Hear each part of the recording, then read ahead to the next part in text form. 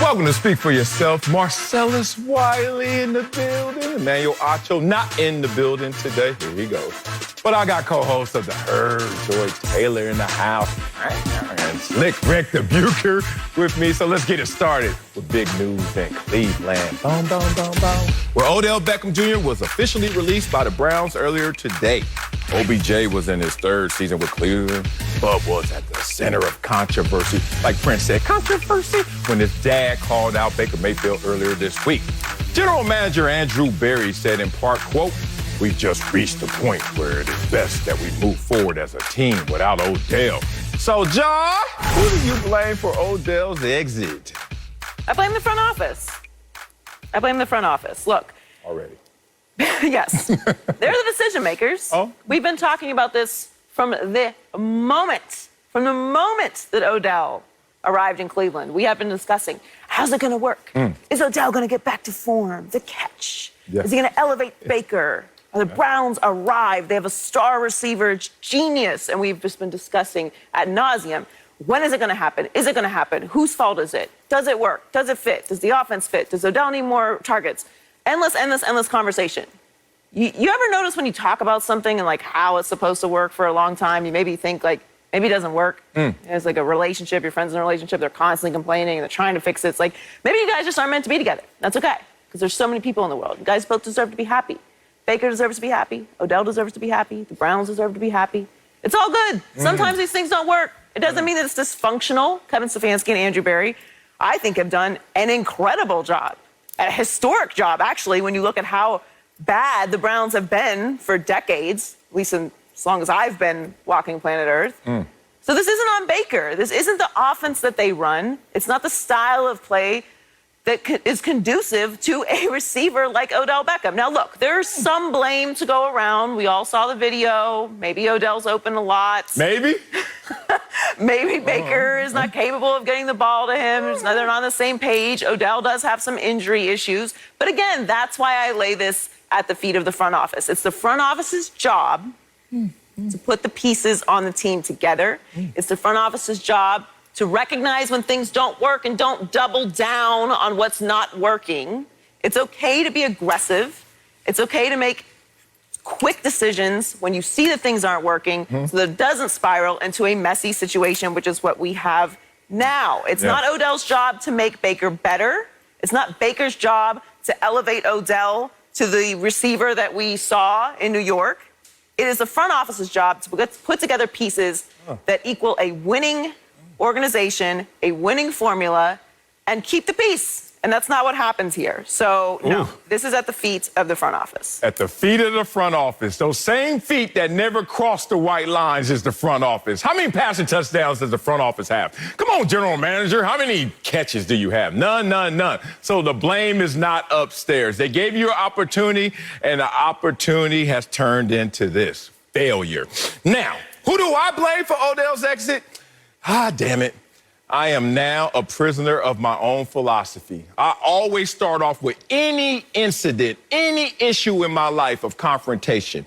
Even if I'm the smaller percentage of the blame, I start off with me, because everywhere I go, there I am. So in any situation that I have a problem, if I'm Odell Beckham Jr. in this problem, I have to start to look in the mirror first. I think that he has a smaller percentage of blame than Baker Mayfield. But let's start with you, Odell Beckham Jr. Damn it, you were forced here by your own actions or by the front office of the New York Football Giants. But basically, you got traded away.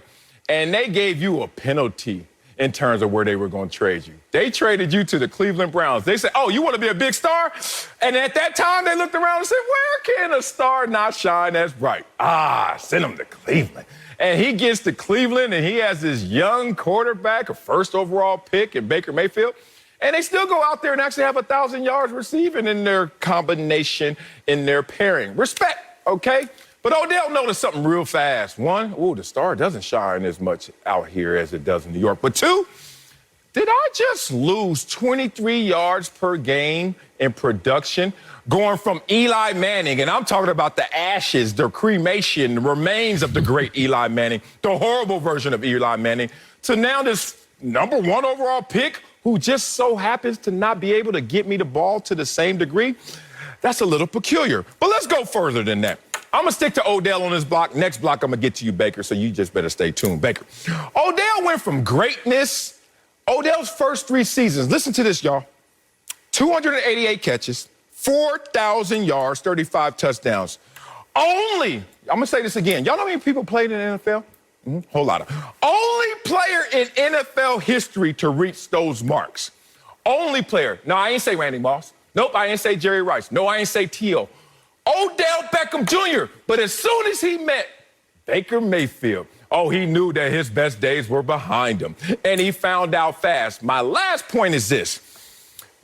Baker Mayfield understands what's going on with Odell because it's the same thing going on with the team as a whole. It's a microcosm, this one incident between Baker and Odell of the team as a whole, which is we're not going to take full advantage of the talent that we have. Odell, Baker Mayfield, no way we should be ending up in this situation right now in November, but we are. And Baker Mayfield and the Cleveland Browns, no way that this talented team should be in a 4-4 situation and looking on the outside of the playoffs. But they are. Baker Mayfield, next lap, I'm going to focus in on you, bruh. Okay, so OBJ can stand for oh boy, joy, or Odell Beckham Jr. And my answer is the same for both. Oh boy, joy. No. If we want to look at why it didn't work out, there are plenty of people that we can blame. But if we're going to look at specifically why Odell Beckham Jr. was released, there's only one person we have to look at, and that's OBJ.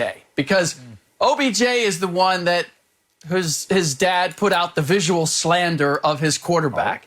Did OBJ do anything to refute that? Did he do anything to come back on his dad and say, that's not how I feel? No, the silence was deafening when that came out. That is a co-signing by omission. Who else has had the highest drop percentage of his career? And not just with Baker Mayfield. He's dropping passes with Case Keenum. Targeted 6 times, only 2 catches, 1 drop. Those numbers are not going to get you there. And yet, this isn't really all that new for OBJ. He's been struggling in Cleveland for a while, but they continue to try to make it work. Why? Because there wasn't any ancillary stuff. It appeared that OBJ was trying to be the good soldier in spite of all the struggles. And the thought was, well, let's see if we can capture the magic at some point. We get to a point where we can find a way where we can get OBJ to being back to being OBJ. But once you add the dissension and the conflict and the controversy and the speaking out on social media by family members, then it just becomes too much. And I can't help but feel in the big picture, and the reason that I put this on OBJ is because this is what he wanted. Ultimately, if he wanted to stay in Cleveland, there are all kinds of things he could have done to remedy that, to make sure he stayed there, regardless of how he was struggling. But he didn't. And so I have to believe he saw that this wasn't working. I'd rather take my chances someplace else. I need to get up out of here. So, Dad, why don't you drop a post that's going to create something, and I'll just stay low and let that simmer and convince the Cleveland Browns that they'd be better off without me. Okay, so, Rick, you took the question literally. Like, who got Odell out of Cleveland? Odell. You are absolutely correct about that. Yeah, that is true. Yeah. I took it more as, why is Odell, in the macro sense, no longer in Cleveland? Odell definitely forced his way out of Cleveland. His dad did not put that video together himself. Maybe I'm wrong, but I'm going to assume he did not edit that video himself, and he had approval from his son to post it. And we all know what happens when you post something like that. Nobody's posting anything about Tom Brady like that. No one's posting anything about Patrick Mahomes like that. There's already a lot of questions about Baker in Cleveland. Baker hasn't been paid. Forget everything that's happening with Odell right now. This game coming up is very important for Baker and the Cleveland Browns. There's a lot on the line this year for Baker. So this is a big deal. He knew what was going to happen when this posted. So you're absolutely right about Odell getting himself out of there. But from what I understand, Odell spoke to the front office about wanting to leave Cleveland's, and it was not granted to him. Obviously, we know that because the trade deadline came and went, and Odell was still there, to much of all of our surprise. So he had to force his hand in order to get out of Cleveland, which I have no problem with because they weren't using him. It wasn't a good fit, and he shouldn't be there wasting time in what is already an injury-riddled career where he still has time left to play at the highest level. It shouldn't be there. It doesn't work. And that is why it's not on Baker and why it's not on Odell. It's on the front office. You have to see that this doesn't work. And this is true. This is what Odell wanted out for. They have the most snaps, the Cleveland Browns, with 3 or more tight ends on the field in the 2021 season with 128. They have the highest percentage of snaps with 1 receiver or fewer on the field in the 2021 season, 22.1. The next highest is the Bengals at 11.3. He's not going to be successful there. He's not going to have opportunities there, and he hasn't. By the way, Baker's percentage of passes as an uncatchable based on target, according to Pro Football Focus, yes. Odell has the highest with 35%. All the rest, 20%. This doesn't work in Cleveland, and Odell did force his way out. You're right about that, Rick, but that wasn't his fault. This didn't have to become messy, and there's repercussions to this. We're talking all week now about Odell and Baker, and where's Odell going to end up, and what kind of pressure's on Baker now. This put a big spotlight on Baker Mayfield, because what happens if Odell leaves and is wildly successful? That's on the board. Mm-hmm. Now what? This could have been done subtly, professionally. Au revoir. I wish you the best. Yeah. It was a wonderful time together. It didn't work, but it's all right. Now it's messy. Now people are talking about, is it Baker's fault? Is it Odell's fault? And that's why it's on the front office. Yeah, the only part of this is that if I thought in watching OBJ, whether it was with Baker or with Case Keenum, and I thought, man, OBJ's running the same routes. He's getting the same separation. He's making the same catches. He's doing everything. He's just not getting the ball, or the ball is not there. But I haven't seen that. I've seen OBJ, for whatever reason, have drops that are very uncharacteristic, a long way from the effectiveness of Perrell, for sure. And so my question is, as I look at his performance, not just this year, but over the years in Cleveland, he's never recaptured what he had in New York. And to Marcellus's point, that wasn't just solely because he was playing with a great quarterback there and he's playing with a lesser quarterback now. We saw an OBJ making plays. He was the one who made Eli Manning better. So I have to ask, and I really don't know, and I am interested to see wherever he ends up, if there is a change. But if I see the overall arc of the way Odell Beckham's career has gone over the last few years, this is a trend to the negative. And I'm just wondering, how much is this on his abilities as of right now, as opposed to it's all a reflection of Baker Mayfield and the Cleveland Browns? Oh, man. This is on Baker Mayfield more so than it is on Odell Beckham Jr. And good for Odell Beckham Jr. finally saying, I'm fed up. I'm gone. I'm going to call my daddy. And guess what? He going to get you back, Baker and Cleveland Browns. And sometimes you got to call your daddy. You know what I mean? Because sometimes it's a fight that's bigger than your own muscles can handle. And I got it when it comes to this situation. Y'all remember when Donovan McNabb and Terrell Owens had a little bit of an issue, and it came to a head pretty fast, and all of a sudden they went their separate ways. Remember that? Even though they had a magnificent on-the-field relationship. Off the field bled on the field because all of a sudden they had some issues. Front office jumps in real quick, say, hey, we got to separate these guys. That's what happens. All right. But now it's time to play a little people's court. Dun, dun, dun. And we going to try Odell Beckham Jr. He got a case. He the plaintiff. And oh, Baker, you the defendant. And let me just tell you right now, I'm the DA. I'm about to come for you, Baker. Okay. Was Baker Mayfield ever considered great by anybody in the NFL since he's been in the league? Anybody? No. What about that guy, Odell Beckham Jr., who's bringing this case? Yes. Okay. Has Baker Mayfield had a good year, bad year, good year, bad year? Yes, yes, yes. Has Odell Beckham Jr. set NFL historical pace records for greatness in his early first 3 seasons? Yes, yes, yes. And then what happened in New York? His name, his fame, and those injuries. And all of a sudden, you got a cocktail, and New York said no more. He meets Baker Mayfield. And this is what I have to blame on Baker Mayfield. When Baker Mayfield meets Odell Beckham Jr., he has to thank his Lord and Savior. I got one of the best receivers in the world. All I got to do is make this work. But one thing that you shouldn't let happen is that Odell Beckham Jr. regresses. Not on my watch if I'm Baker Mayfield. But it happened, right? Messy situation, got ugly. To the defense of Baker Mayfield, and this is the only defense you have, Joy brought up part of it, the fact that the way that they run their offense, a lot of tight end sets, one receiver sets, pretty difficult to get the ball to your receivers. But if there's a receiver to get the ball to, it's Odell Beckham Jr. Here's the only thing I have in defense for Baker Mayfield. This year, who was the most targeted wide receiver? You, Odell. That's the only defense I get to you. He tried to throw you the ball, but then, Joy, you already let the cat out the bag. He tried to throw him the ball, but he threw him the most off-target receptions on the team. Relationship. Hey, Joy, if I ain't checking for you, this is how I do it. Hey, what's up? But if I'm like, hey, Joy, how's it going? I'm all into it. The perfect pass is the one that they can't drop. Not the one that's in the vicinity and Odell got to do 3-finger catches again with the glove. Baker Mayfield, 35% to Odell off target. Everybody else, 20%, damn near half. Come on, Baker. Now let's talk one more level of this. Because their lack of professionalism, whether you say it's Odell to Baker, Baker to Odell, this is what happens. And then Odell's trying to be a professional because he know he messed up in New York in terms of professionalism. So he's like, I'm going to be a good soldier, right? Good soldier. Then he watching Baker Mayfield not be a good soldier. Did Baker Mayfield's wife, did she just come out and call out the fan base? Oh, yes, she did. Is that out of bounds? Me.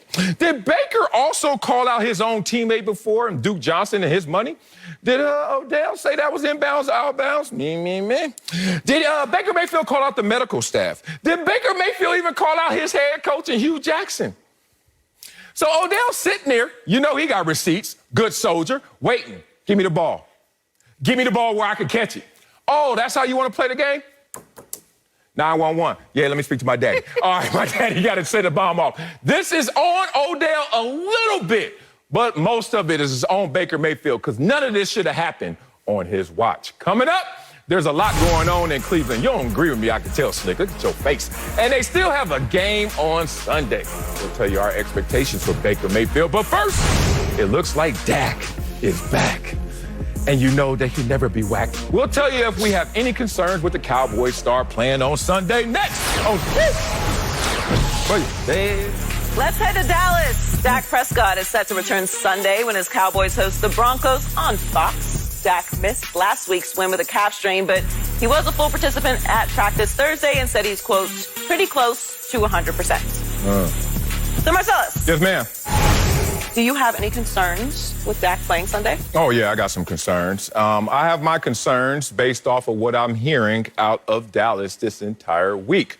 In life, sometimes you must just listen to yourself, you know?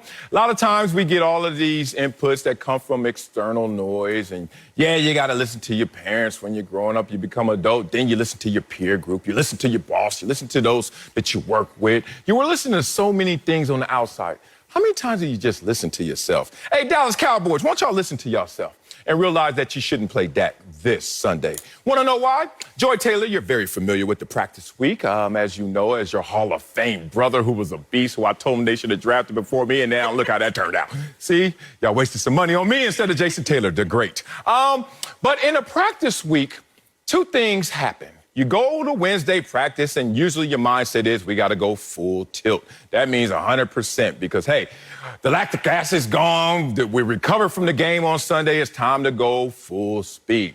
But what person wasn't going full speed this week on Wednesday? It was Dak Prescott, who was limited on Wednesday. Now, let me tell you why that's so damning, because, you know, every single week we see in the injury report and someone in practice, hey, they're limited, no problem.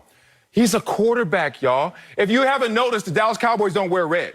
But quarterbacks do. You know why? Because every single practice is a limited practice for the quarterback.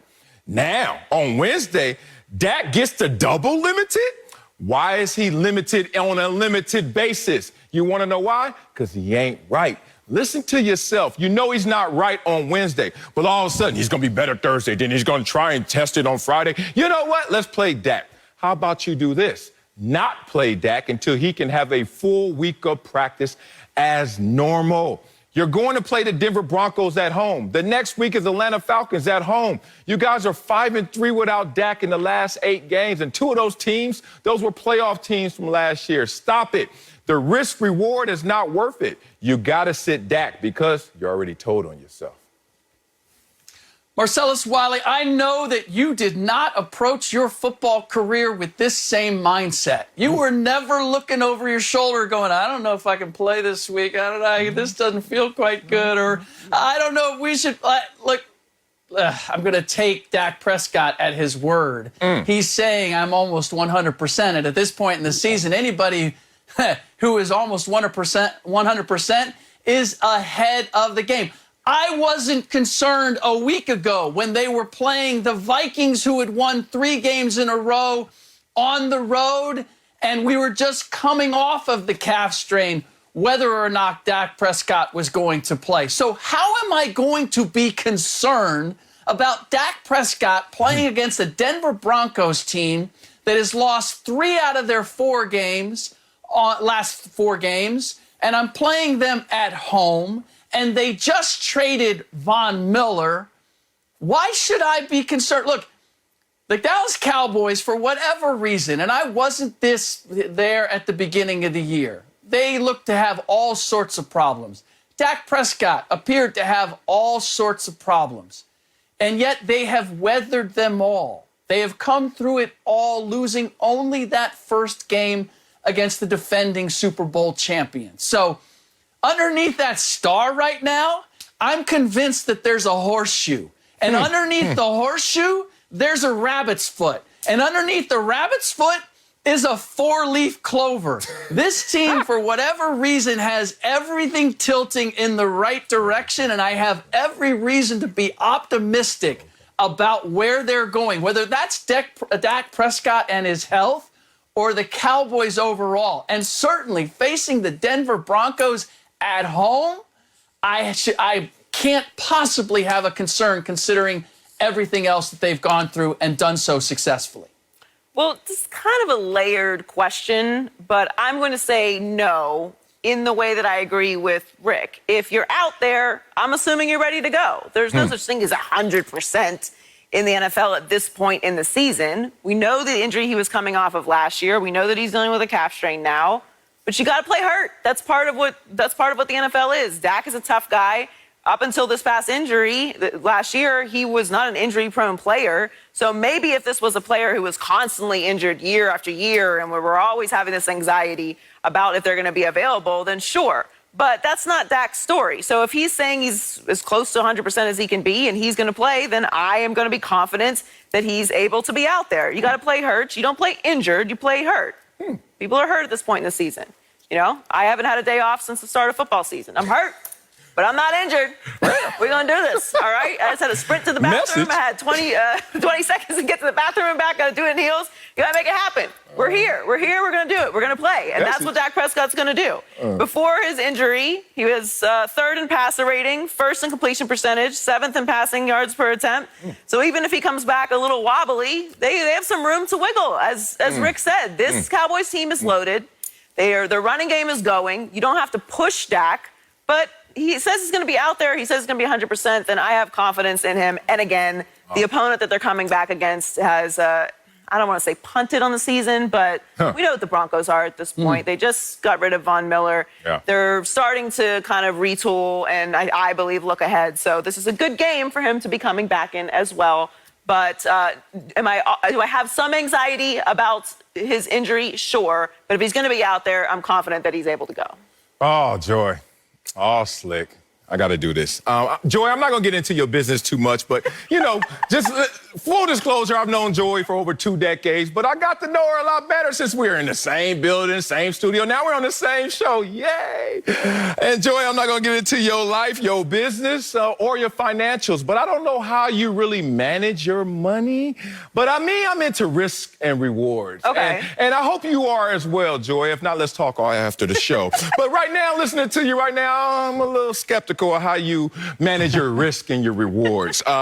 Joy, you might be taking this a little too literal in the sense of, well, there's always a risk and there's always a reward. Yeah, I get that.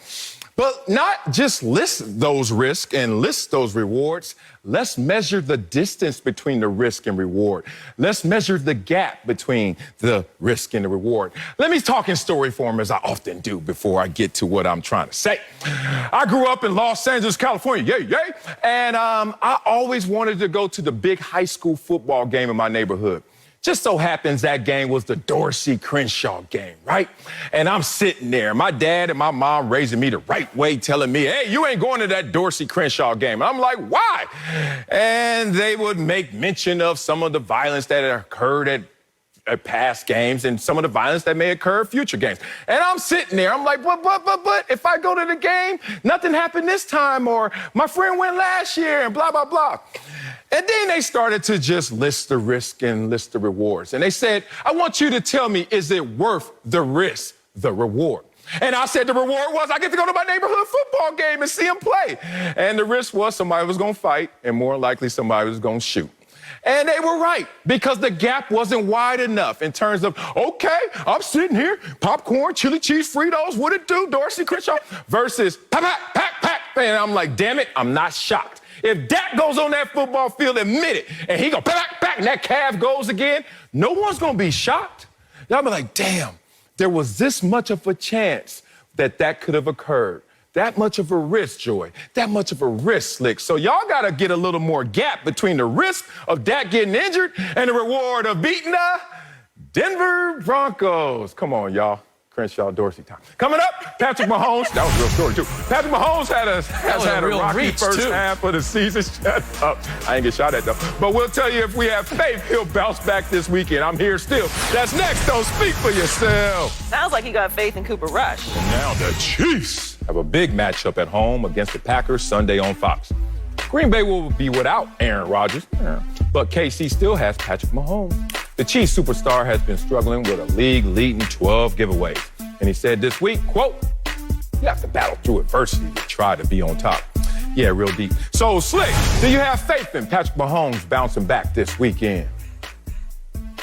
I do. And I actually take a little bit of issue with the question because it's to suggest that he fell off against the New York Giants. I believe he actually made progress against the Giants and that he has that momentum. Now, there are different kind of bounces. There's the big jumpy house bounce, like when your kids are in there where they're sailing 8 feet up in the air. Yes. And then there is the little bounce that you might have on your couch or when you go over a speed bump and you lift up a little bit. That is what I am expecting from Patrick Mahomes. I am expecting him to continue to move in the same direction. The justification is that what I saw against the New York Giants, yes, had a fumble, recovered. Yes, had an interception. I'm not going to put that on him. It would appear by the statistics that we had more of the same in terms of how Patrick Mahomes' season has gone. But I saw a different decision maker. I saw a guy who wasn't forcing the issue, who didn't feel like I have to go above and beyond in order for us to win, that I am going to play within the parameters and trust that my defense is going to do enough for us to get the job done. And that's exactly what happened. Now, if Aaron Rodgers was playing this week, I might have a completely different answer because that would be the enticement for Patrick Mahomes to say, I've got to match Aaron Rodgers step for step. But this is a 16th ranked offense with Aaron Rodgers playing just a notch below his MVP level of a year ago. So with Jordan Love now under center for the Green Bay Packers, this is New York Giants 2.0. Patrick Mahomes isn't going to have to do anything extraordinary, nor is he going to be inspired to do anything extraordinary. He can play the exact same way he did against the New York Giants and get this done. So I expect that Mahomes is going to do that. And look, if you take all of the recent evidence, it's hard to maintain that faith. But I'm going to take the 3 years of Patrick Mahomes over this half season as the evidence that Mahomes is going to get back to being Mahomes. Yeah, but the question is this weekend. We're not talking about for the rest of his career. Yep. You're allowed to have down half of a season. You're allowed to have a down season. You're allowed to have a couple bad seasons, actually, or down seasons, whatever you want to call it. But this weekend is what we're focusing on, and the trend is not looking great. You were impressed with that Giants win last week? Because I was not. I saw several passes that if the Giants were even marginally capable, would have been easily intercepted. So he didn't look great last week. Now, listen, there is no, did they look good in the win? It's wins and losses, and that's how they measure them. But we can still take some nuance and learn things. There are such things as bad wins, and I think that that's what that was for the Chiefs. Now, I think the Chiefs win this weekend because, well, we all know what the circumstances are around this game, and I think that they are coming in more complete even while they are struggling.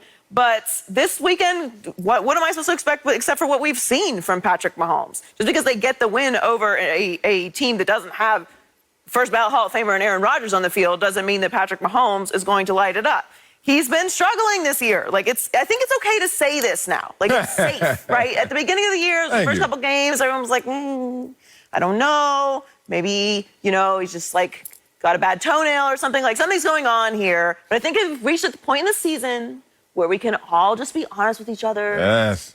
And just say, Patrick Mahomes doesn't look good right now. That doesn't mean that he's not going to get back on the right track. It doesn't mean that he's not going to fix whatever is going on here. But he has clearly regressed.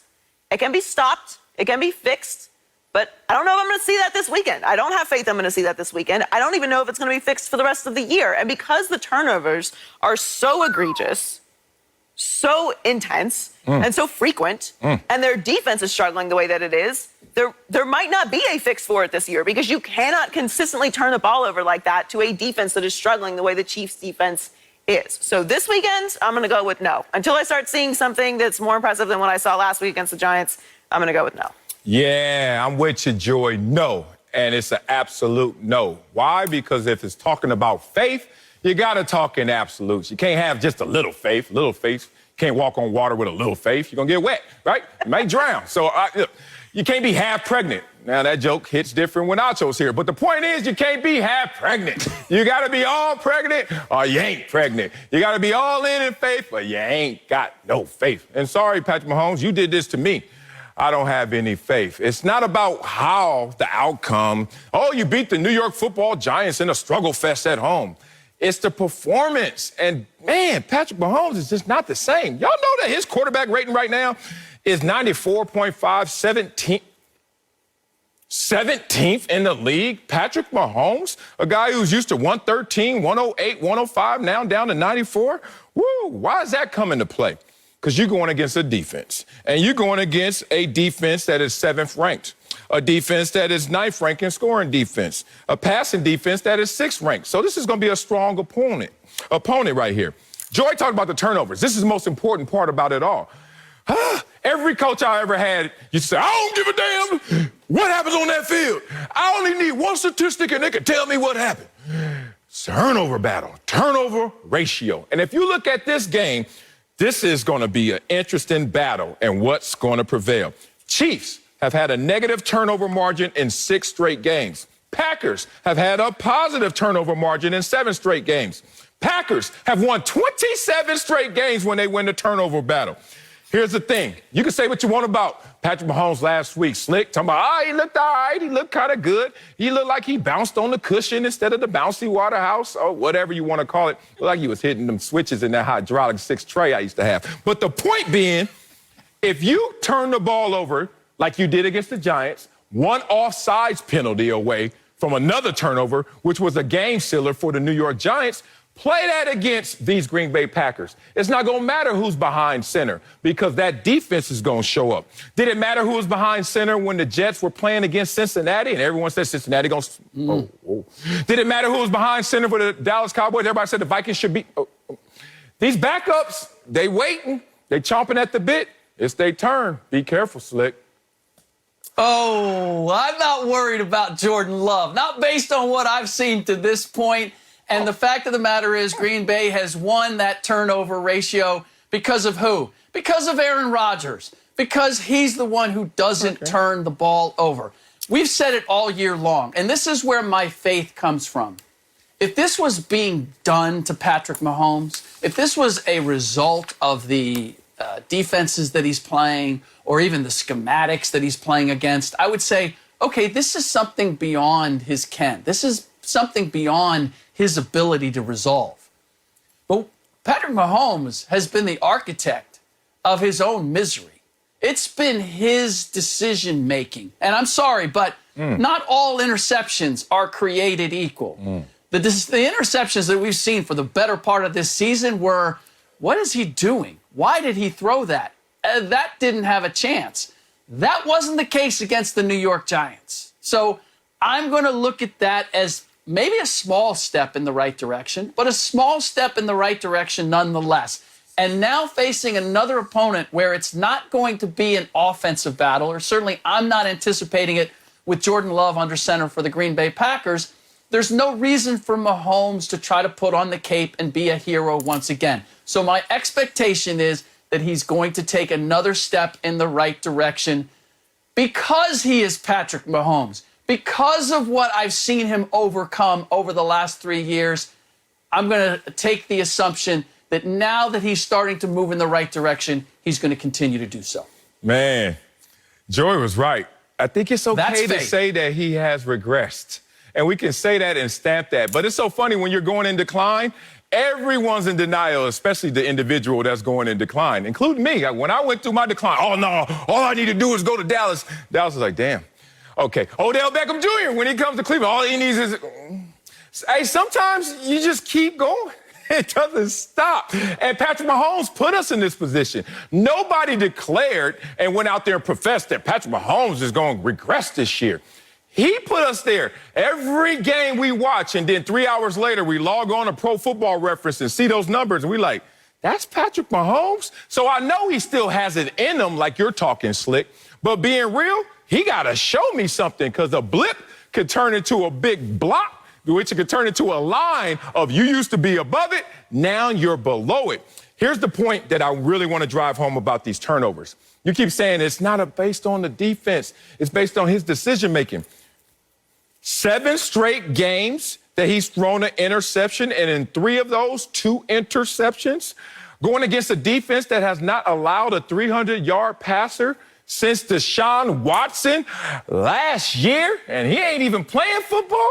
Be careful, Slick. Looks like this is going to meet that, and then kaboom. Coming up, what a week for Baker Mayfield. I mean, a week. We'll tell you our expectations for the Browns quarterback Sunday against the Bengals. That's next. Don't speak for yourself. Slick, you ever hit them hydraulics? Let's get back to all the drama in Cleveland. Baker Mayfield is already dealing with a shoulder injury, and earlier this week, he was called out by the dad of his now former teammate, Odell Beckham Jr. And, oh yeah, he still has to play on the road Sunday against the 5-3 Bengals. So, Marcellus. Yes, ma'am. What are your expectations for Baker Mayfield on Sunday? Man, low to none in terms of responding to all this drama. Very low expectations. Now, I've been on record before, and I think this is the mental makeup of Baker Mayfield, that he thrives when his back is against the wall, right? Oh, back against the wall, me against the world. It's time for Baker. Oh, I can see that coming. And usually the back's not really against the wall. He just walks backward until he finds a wall and just said, I found me something to now fight against. Okay? But this one, if you really dig into the details, is not Baker against the world, back against the wall. This one is, oh, we cleared the way for you, Baker. Now what you gonna do? So this one is gonna actually demand more leadership, more greatness out of Baker Mayfield than he's served and shown to this point so far. This is why I don't have much in terms of expectations for Baker Mayfield this Sunday. You would think that, if you got Odell Beckham Jr. and you're Baker Mayfield and you're a good quarterback and he's a great receiver, it would work. Did it work? No. You would think if you're Baker Mayfield and you're a good quarterback, you got great talent all around you, not just wide receiver, running backs, offensive line is tremendous, tight ends, great defense, that's top 3 in the league. You would think that you guys would have a win, but you don't. So now you got to understand that Baker Mayfield, when you say, I give you the keys, everything is yours, not exactly the best leader in those moments. So now Baker is stuck. He has a muscular move he can make, but here's the bad and the good of this move. Baker Mayfield goes out there and balls. Odell's gone, and he balls out. He wants to pop champagne after the game, and people looking at him sideways. He's like, what's wrong? Y'all want a glass? Y'all want a sip? He's like, dog, why you play better when we worse in terms of talent? Like, if you had Odell here, why didn't you do that with Odell? Why without Odell? That's a little weird there. Baker goes out there, and he just flat, just nothing. And Odell's gone. You're like, what we gonna do now? You got rid of our most talented receiver, and then look, we stuck with you. We chose you over him, and obviously, maybe that's not the smartest decision. Maybe that's why they haven't paid you. Right now, I don't have a lot of faith in this dude right now because I don't see which way he's gonna play it, but either way he plays it, people still gonna look at him a little side-eyed. Marcellus is the only former DJ on the show right now. I'm starting to get concerned. You blew the bars yesterday by using antics rather than game in the in the reference to Odell fame, Beckham name, Jr. and game. And today we have low to no expectations, not low to none. Damn! Come on! 2 days in a row. Natural rhyme. Right there. This is a better low host. to no expectations, but I'm right there with you because, first of all, it goes back to what Joy was saying about the plan with the Cleveland Browns. The reason they run all those tight ends out there and the one receiver sets is because they want to play conservative and not have high expectations. Kevin Stefanski doesn't have high expectations of Baker Mayfield. Why should I? Especially after we just had a week ago. The whole thing about where he is and the positioning of his back to the wall, like he had his back to the wall last week against the Pittsburgh Steelers, who have a worse scoring defense, a good scoring defense, but not as good as the Cincinnati Bengals scoring defense. And he couldn't throw a touchdown, couldn't get the job done ultimately. If his back wasn't against the wall last week, it certainly is this week against the Bengals. A loss this week, and it pretty much puts them on the outside looking in as far as the division. And that's not the way this season was supposed to go. So ultimately, the Browns are not going to have expectations of Baker Mayfield because that's not how they best played the game. Run the ball, stout defense, keep things minimum with Baker. That is the game plan. And then if I throw in where he is right now, playing with that injured shoulder, it only underscores that that's the direction that they have to go. So, no, I do not have. I have low to no expectations for Baker Mayfield. You got me. I have high expectations for Baker Mayfield. This guy Let's who hear it. has 2 thumbs and has high expectations. Can't wait to For hear Baker this. Mayfield. Yeah, This guy. please give it to him. Baker overcomes stuff. Marcellus said it. He's that chip on the shoulder guy, back against the wall, and the whole world is against us. Cleveland versus everyone, which I think is the funniest shirt because, who is picking on Cleveland? That part. He's a walk-on. He's an overachiever. He thrives in these situations. So all the drama aside, because look, let's be serious for a second. We talk about noise and how that affects teams and drama going into, Sunday. And we've talked about the Packers all week long. We've talked about the Browns all week long.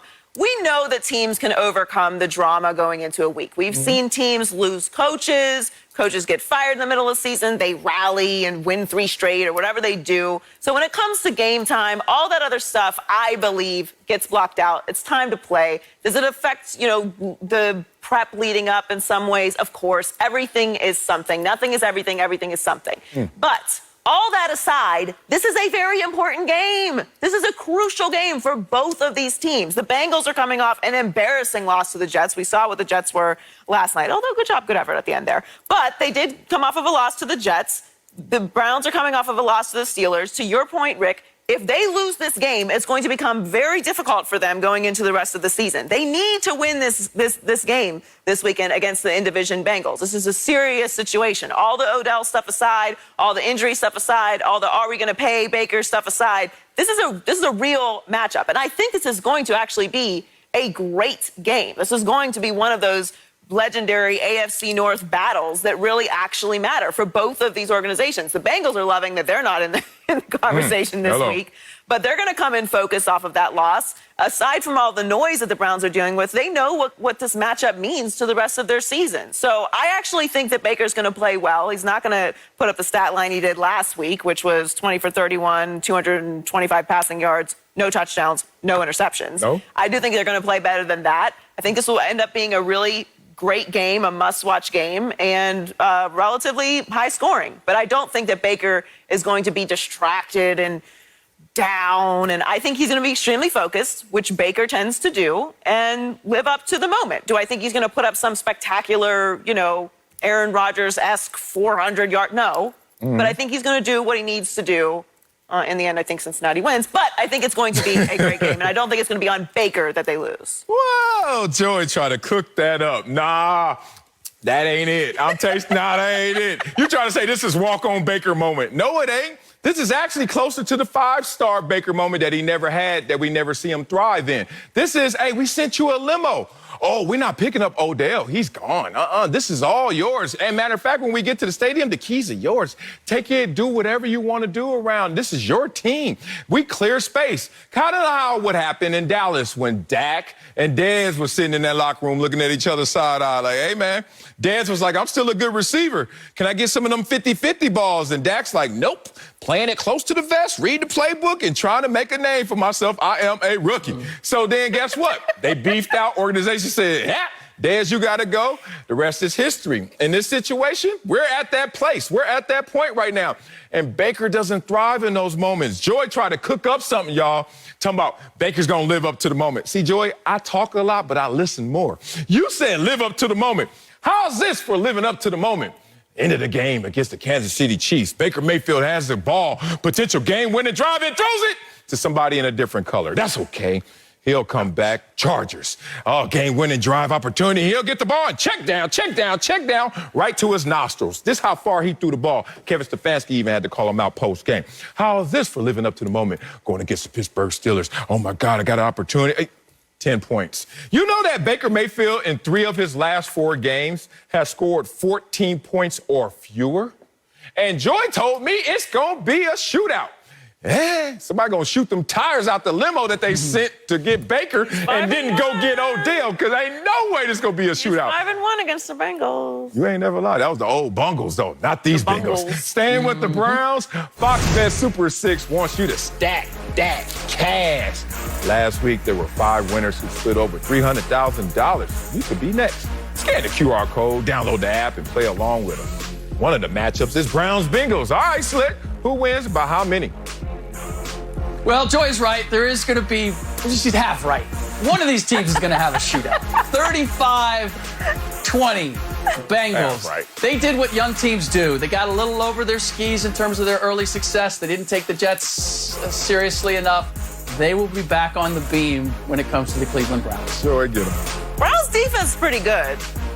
I'm going Cincinnati 27-24. Oh, okay. So Joy was half right. That means she's also half wrong. All right. Bengals by 2. Hey, Joy, you can't sit at this desk and not take these shots. They coming all day. That's like, what do you mean? That's a good game for the Browns. You ain't lying. I mean, they don't want to hear that, but. Scan the QR code, download the app, and enter the free-to-play NFL Sunday Challenge contest for your chance to win. Make your picks, invite your friends to play as well. Hey, friend, come and play. The more people who enter, the bigger the jackpot gets. Damn, I breathe prompter. Coming up, LeBron could only watch as his Lakers lost last night. Damn, bro. Give you our level of concern for LA's injured superstar. That's next. Oh, shit. For yourself. Hitting switches in the 60s. Let's get to the NBA, where LeBron James, did not play last night, but he had a front row seat as his Lakers blew a 19-point lead. The Thunder only have 2 wins this season, and they're both against L.A. Yuck. The news does not get any better. Reports say LeBron's expected to miss at least 1 week with an abdominal strain. I had that.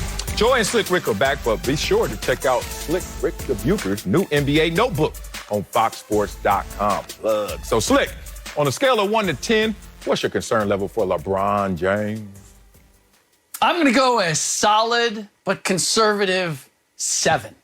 And that's because we're 9 games into the season, and this is already the second injury that we've seen LeBron suffer. And they're soft tissue injuries where he came out of the previous game and we weren't even aware that he was actually hurt. Misses 2 games with a sore ankle.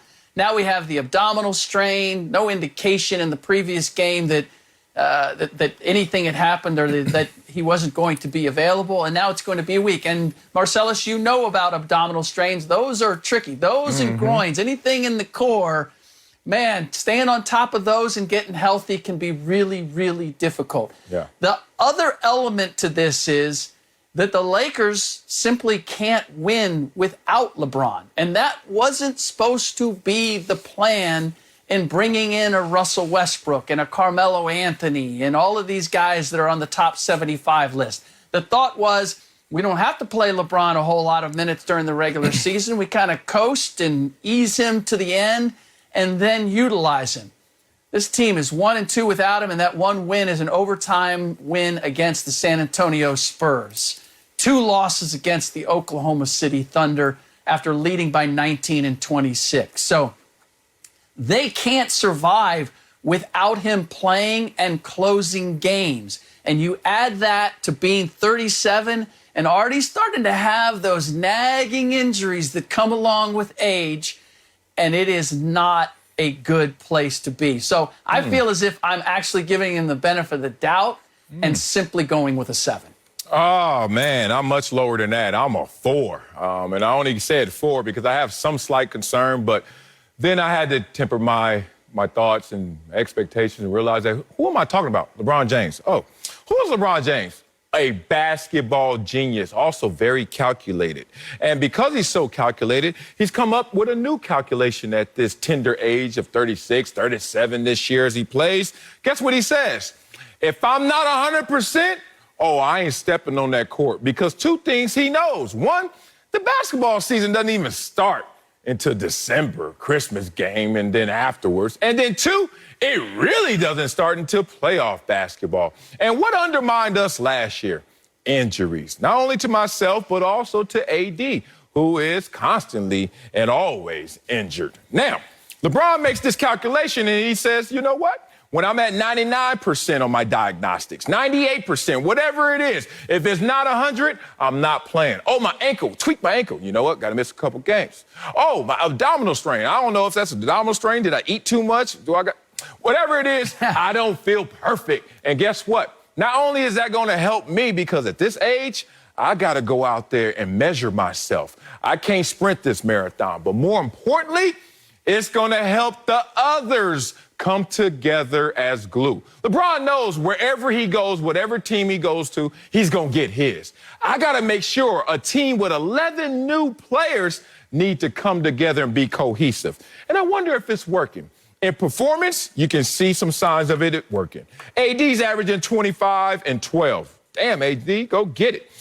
Westbrook is averaging 28 and 8. Westbrook? Really? And if you look at it, Carmelo is shooting 52 from 3. The guys he's going to need most going forward are the guys that are starting to get their confidence in this system as Los Angeles Lakers. Add it all up, this is a simple test of LeBron as a rookie. Oh, the diagnostic test is at 60%. As long as I feel okay, I'm out there playing. But now when you're LeBron James, the one that they know, they hang their hopes on, if I ain't 100, I ain't going on that court. I'm at a 6. So I guess I'm in the middle. I'm a little more than halfway concerned. You're closer to me. I'm leaning towards being concerned. But my concern is because this is the oldest team in the league, and health is going to be a conversation for them throughout the entire season. Now, we know, to Marcellus's point, LeBron is impeccable when it comes to taking care of his body. He is an outlier. He is in the Tom Brady category. The 2 of them are just in their own space. They spend an obscene amount of money on their bodies. They take care of it. Everything is top of the line. So it's never going to be a question of if LeBron is going to do everything he needs to do to be healthy, and is he going to maintain that. So I'm not concerned about that. But it is a little strange to be seeing this so consistently now. This is the second one, to Rick's point, early in the season. But again, my panic is not going to start until after the All-Star break. Then I will start getting wiggly about this team because there are a lot of new pieces here. They are older pieces. Yes, Westbrook is putting up some good statistics, which we expected and wanted, but we're going to need things like what happened at the end of the game last night to not happen. So while they're sorting those things out, if LeBron isn't healthy, he shouldn't be out there. But it is a little concerning to see it with LeBron because we know how long he's been playing, and he has been Iron Man for so long that it's just a little jarring to be talking about LeBron and injuries and not being available. But again, I will trust in LeBron James that he knows what's best for his body and that he has a plan for all of these pieces. He and Frank Vogel, I'm sure, are on the same page. So it's just concerning because it's LeBron and it's 2 now, but it's still very early. And I actually think it may benefit the Lakers to allow all these pieces to be out there without him. Yes. To sort out things like what happened at the end of the game last night without LeBron there to save the day because, you know, Westbrook does need to start making some other kinds of decisions. And if LeBron's out there to just win the game, then that might not happen. So silver lining. Silver lining. Okay. If I had known the two of you were going to provide me all the material I needed to make my case, I wouldn't have prepared for this segment. You would have went last. Thank you for all that you gave me. What?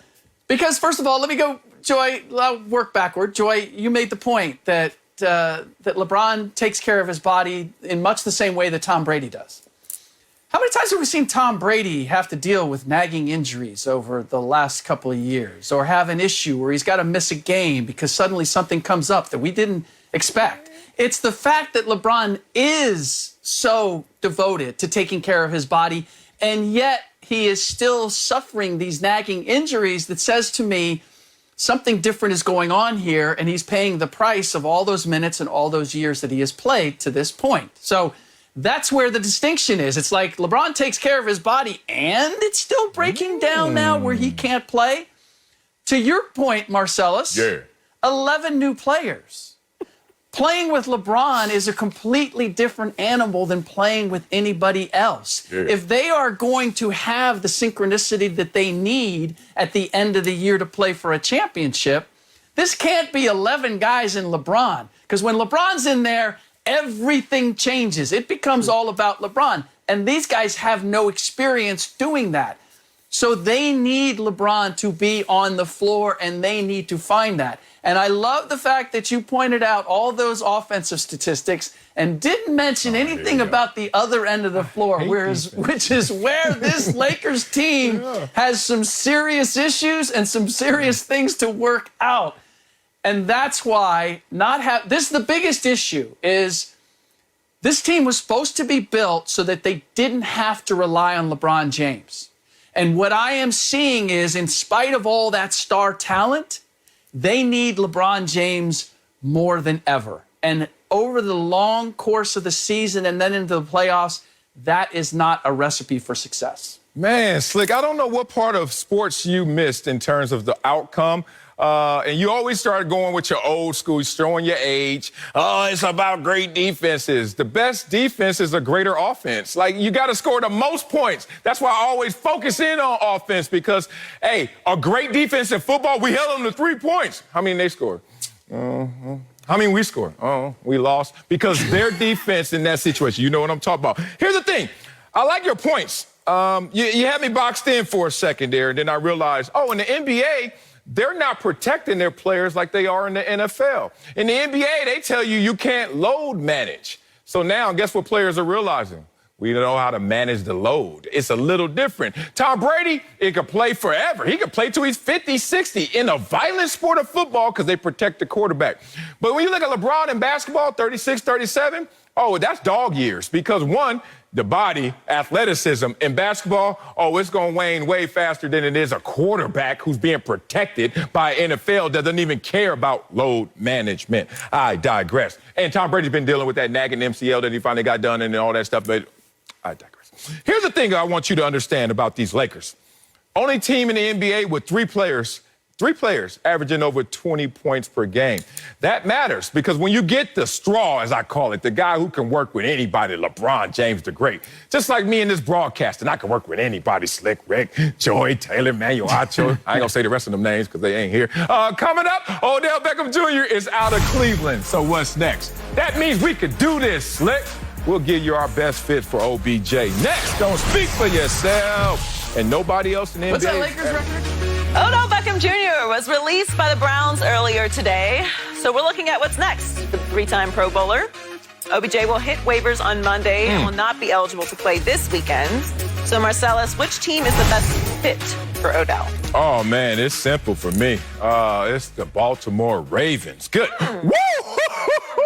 Hey, this might be a Spider-Man meme between OBJ and Lamar Jackson. Like, wait a minute. Are you the one that's uber talented and they just don't understand how to play with you and how to play you at the position? Yes, I am. You imagine Lamar Jackson, who they said was a receiver or a running back? I don't know. All I know is he is a unanimous MVP and a tremendous passer. But there's a perception that, he's not the best at his position in terms of throwing the football. Okay, say what you want about it. The unanimous MVP says otherwise. And then there's Odell Beckham Jr. that now people have a perception. He can't play. He drops the ball all the time, blah, blah, blah. Like none of that had to do with who his quarterback was. But you imagine OBJ and that electricity and that athleticism now syncing up with Lamar Jackson and this offense and that rushing attack? Oh, it would be special. Let me tell you why. Let's look at the injury update before we even get into the talent on this team. Wide receiver Sammy Watkins, questionable. Missed the last 2 games. Rashad Bateman, questionable. Groin injury, has played last 2 games but missed the first 5. You think Odell Beckham Jr. is wanted and needed in Baltimore? Absolutely. For me, it's simple. Put Lamar with somebody else that gets Lamar, that can do what Lamar does at his own position. Odell Beckham Jr. I like the idea. I love the idea of staying in the division. I think the only options are to stay in the division. But I'm going to go in another direction, and I'm going to say the Cincinnati Bengals. And it's a matter of the best fit for Odell Beckham Jr., and it's not about football. It's about revenge. And I look at the setup here. No, he wouldn't be able to play this weekend. But he would be able to play in the last game of the year in Cleveland. And just imagine if there's a wild card spot for the Cleveland Browns hanging on that last game. And here come the Cincinnati Bengals with OBJ. And the thing is if OBJ has success with the Baltimore Ravens, I like all your points, Marcellus. Yes, sir, yes. It's Lamar Jackson. It's a league MVP. If he marches back into Cleveland with Joe Burrow, second-year quarterback, and does more than he could do with Baker Mayfield, and he denies the Cleveland Browns a postseason spot.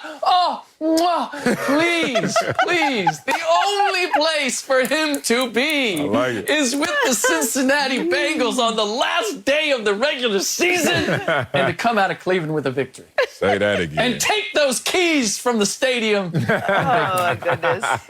Rick hit him with the chef's kiss. Yeah, all right, so he has to clear waivers first. So this is already assuming that the Lions, Dolphins, Texans, Jags, Jets, Giants, Washington football team, Eagles, Seahawks, Bears all pass. And, of course, you have to consider the cap space thing, not to get all technical. Yuck. But assuming that doesn't happen and he can choose where he goes, he's going to the Chiefs, of course. What's a team that needs some juice right now, that has a quarterback that likes to do his own thing, that can make the big over-the-top splashy plays? Andy Reid, an offense that needs to get some things together. Odell, perfect. This is Chiefs. It's where he's supposed to go.